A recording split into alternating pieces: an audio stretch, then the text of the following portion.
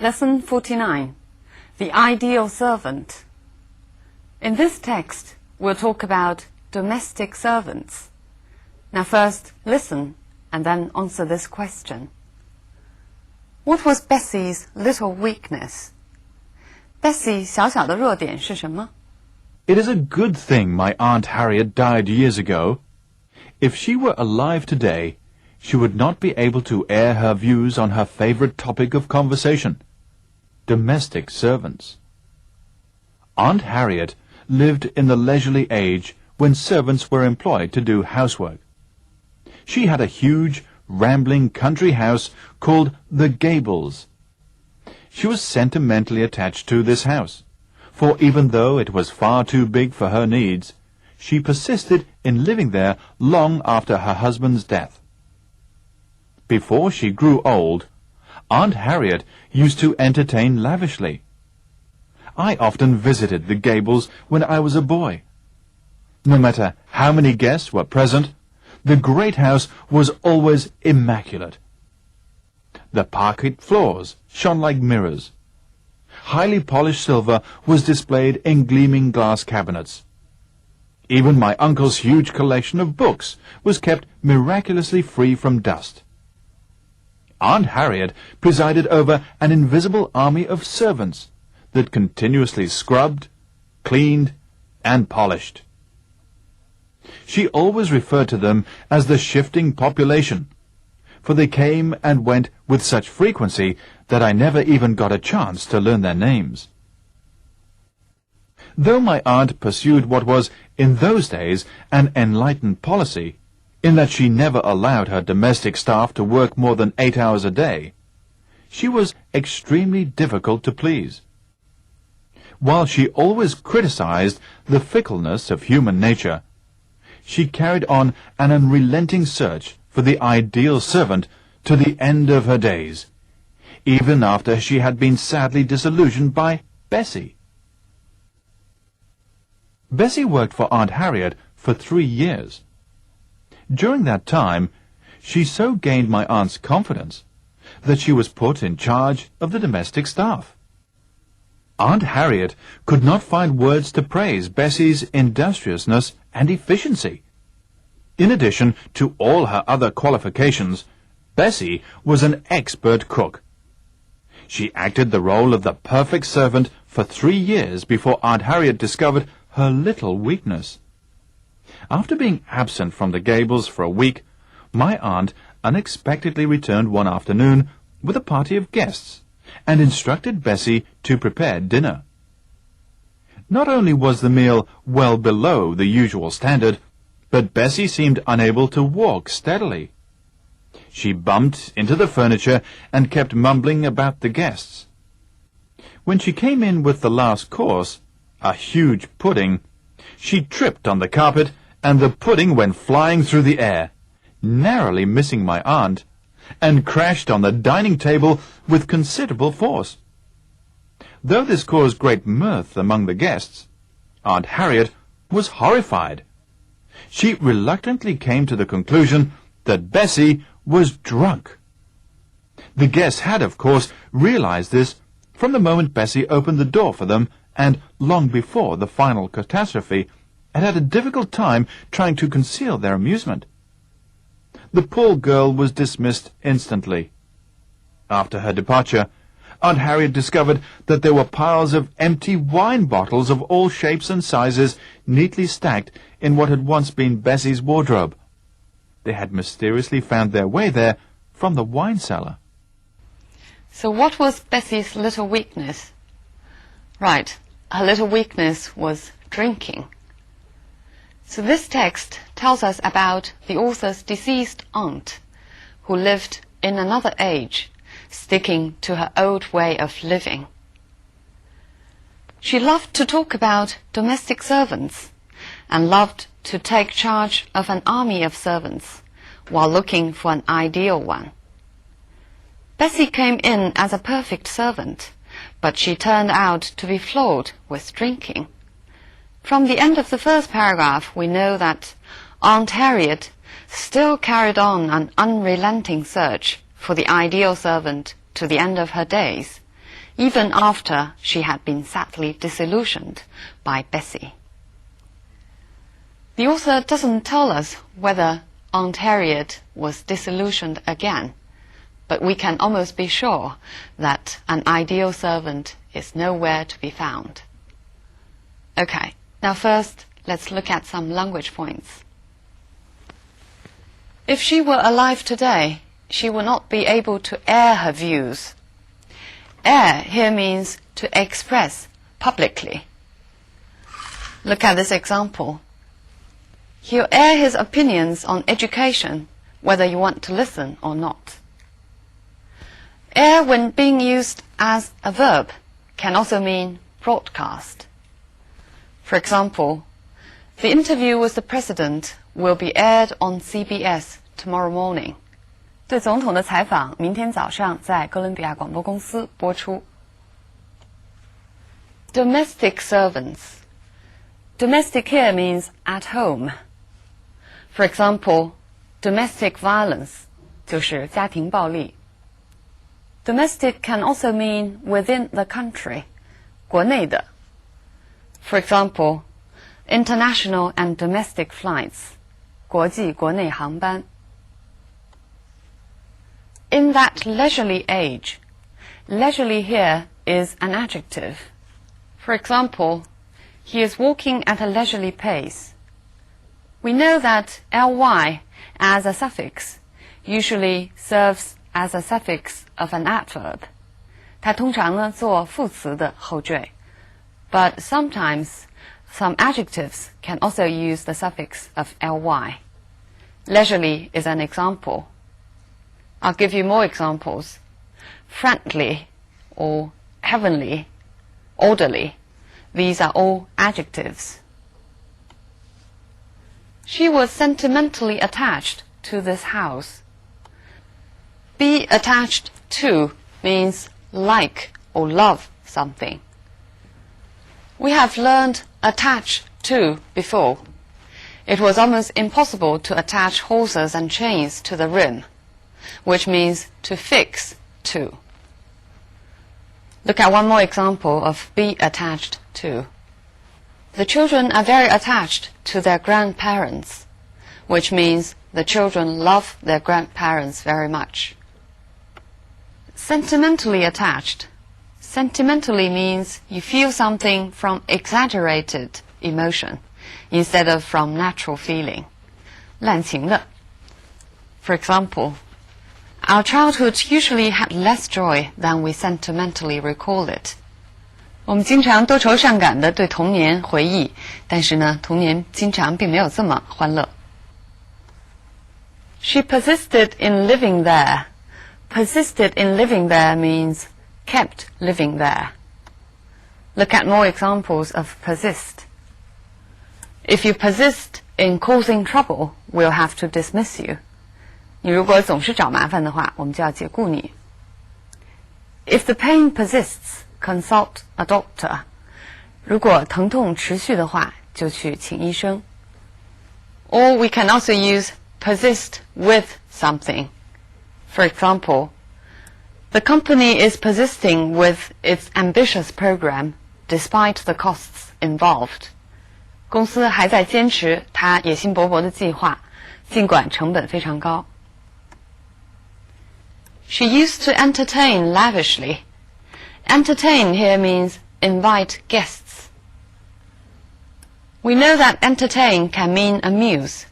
For example, a good children's program should both educate and entertain at the same time. 一个好的儿童节目应当既有教育性又有娱乐性。We usually choose this restaurant when we entertain our clients.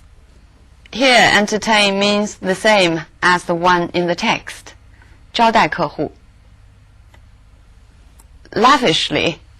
Lavishly means expensively, excessively.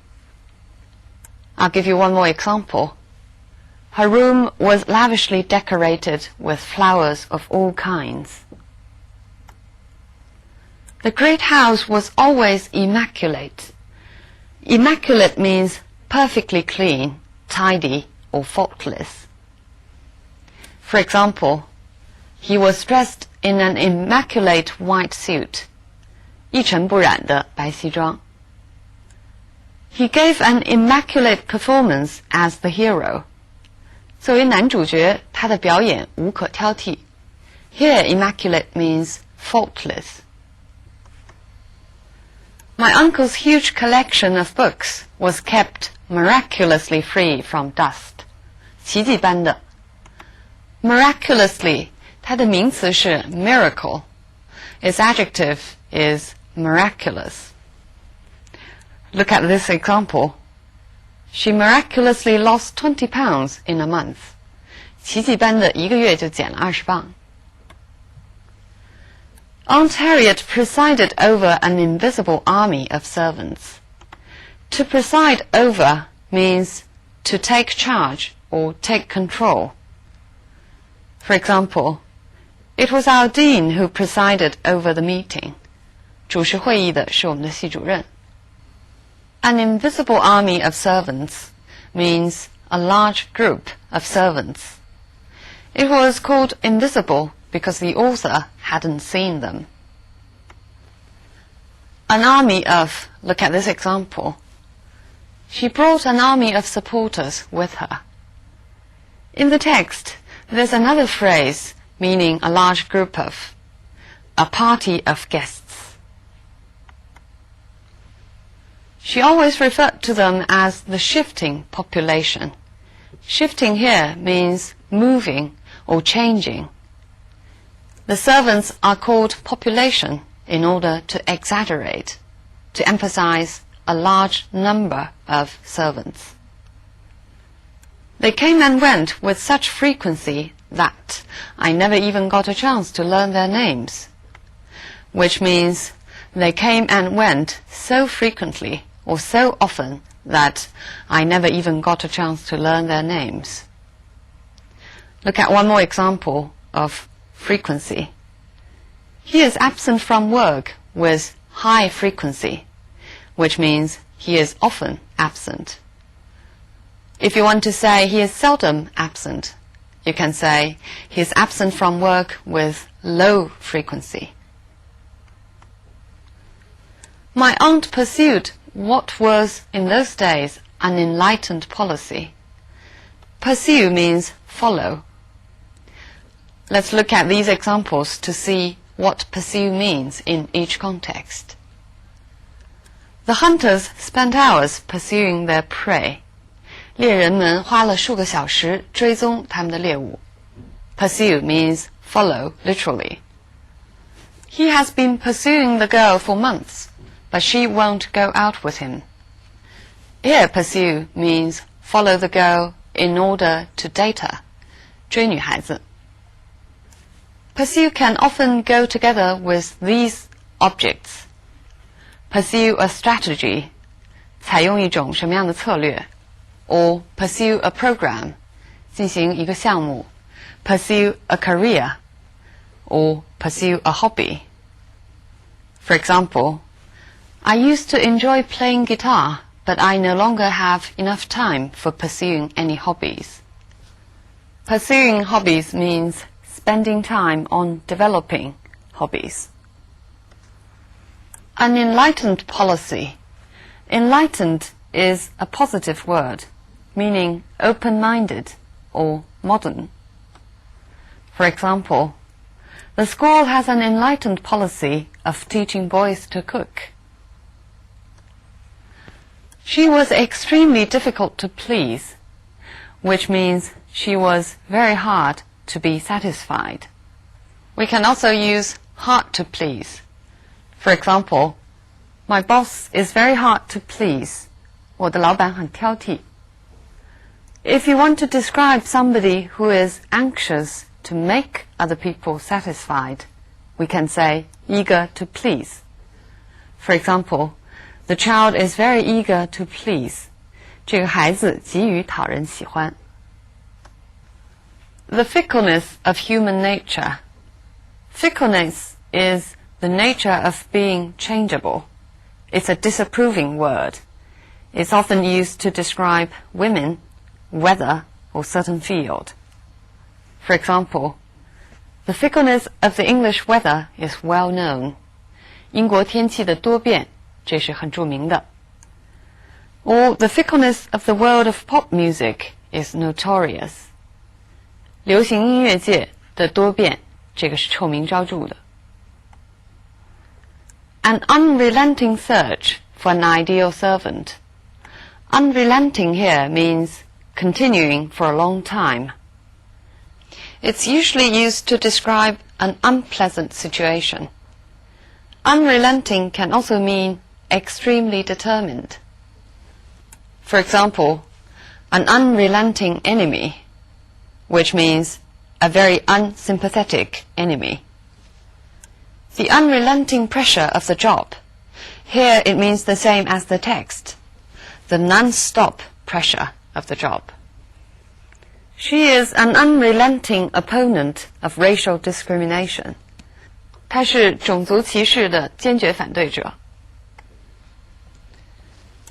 She had been sadly disillusioned by Bessie. Disillusioned means disappointed, but more than disappointed. It refers to illusions and ideals being destroyed, so that you become realistic or cynical. For example, as she grew older, she became increasingly disillusioned with politics. 对政治的幻想破灭了。She was put in charge of the domestic staff. Be put in charge means be given the responsibility of something. Be in charge of or take charge of means take the responsibility of something. I'll give you an example. I've been put in charge of this project. 我被安排负责这个项目。In addition to all her other qualifications. In addition to means besides. For example, in addition to his job at the university, he is running his own company. 除了他在大学中的工作之外，他还自己开公司。Or, he has a flat in Beijing. In addition, he has a villa in Shanghai. 此外，在上海还有一个别墅。She acted the role of the perfect servant. Acted the role of means she pretended to be the perfect servant. Act the role of 它的本意是演什么角色。For example, do you know who was chosen to act the role of Juliet? 谁被选作饰演朱丽叶？ Whenever they are in public, he always acts the role of the loving husband. The role of can be omitted, so we can also say he always acts the loving husband. Here act means the same as the one in the text. He pretends to be the loving husband. With the last course, course here means dish, 最后一道菜。For example, we can say a 3-course meal, 有3道菜的一顿饭。Or the first or second course. What would you have for the main course? The main course 就是主菜。She tripped on the carpet. Trip means lose balance. For example, I didn't push him. He tripped over a box. Narrowly missed my aunt. Narrowly here means barely, just. 将将擦过。For example, we narrowly missed the train means the train had just left. He was narrowly defeated by his opponent means he was defeated by very small disparity. 以很小的差距输给了对手。This caused great mirth among the guests. Mirth is a literary word meaning amusement, laughter. The guests had had a difficult time trying to conceal their amusement. It means the guests had tried very hard in order to conceal their amusement. We know that so that or such that can express the degree, 可以用来表示强烈的程度。In this text, we have two structures with so and such that, which are used a little bit differently. They came and went with such frequency that I never even got a chance to learn their names. With such frequency that actually means so often that. And in this example, she so gained my aunt's confidence that she was put in charge. It actually means she gained my aunt's confidence so much that she was put in charge. So the life pursuit of Aunt Harriet is an ideal servant. Aunt Harriet, obviously, is a member of the upper class. We can actually know something about that leisurely age from her way of living. At that time, women were housewives, taking care of household chores. They would entertain other members of the same leisurely class, and they managed a large army of servants. They claimed to be enlightened. At the same time, they were quite difficult to please. Every family was a little kingdom, and outside, the British Empire was enjoying unsurpassable prosperity, stability, and glory. Who wouldn't want to live in that age? Of course, you have to be an upper-class member. Right, so much on this topic. I'll see you next time.